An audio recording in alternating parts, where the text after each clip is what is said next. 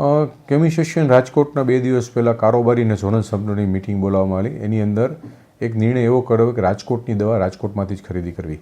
આ કારણ એટલું જ હતું આની અંદર કે ડુપ્લિકેટ દવા છેલ્લા 1 વર્ષમાં 3 વખત રાજકોટમાં પકડાણી, આજ સુધી પકડાણી નથી.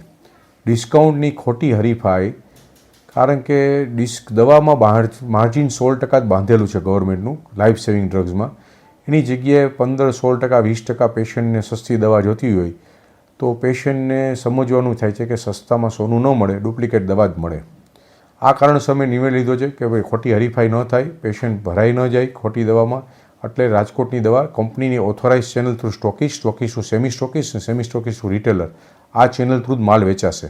રાજકોટમાં કુલ 1400 મેડિકલ સ્ટોર છે, 200 જથ્થાબંધ દવાના વેપારી છે અને 1200 છૂટક દવાના વેપારીઓ છે. રાજકોટમાં ભૂતકાળમાં આવો કોઈ કિસ્સો નથી થયો, એકાદ કિસ્સો કદાચ થયો હોય તો, પણ છેલ્લા 1 વર્ષમાં કિસ્સો થઈ ગયો છે. અને અત્યારે આખા દેશમાં ડુપ્લિકેટ દવા ખૂબ જ વેચાતી જાય છે, દિવસે દિવસેનું ચલણ વધતું જાય છે.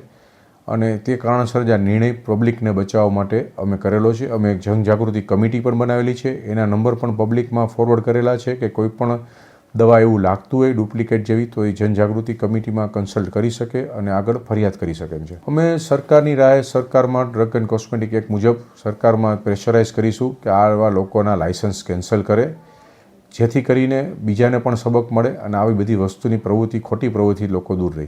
પણ તમારા માધ્યમથી મારે એક દર્દીઓને કહેવાનું છે કે દવામાં માર્જિન ઓછા છે, તમે માનો છો એટલા માર્જિન નથી. જેનરિક સ્ટોરમાં મળતા હોય છે માર્જિન જેનરિક દવાઓમાં, જ્યારે સ્ટાન્ડર્ડ દવામાં માર્જિન ન હોય. જો તમે સસ્તી દવા ગોતવા જાશો તો 100% તમે ડુપ્લિકેટ દવાનો શિકાર થઈ જશો.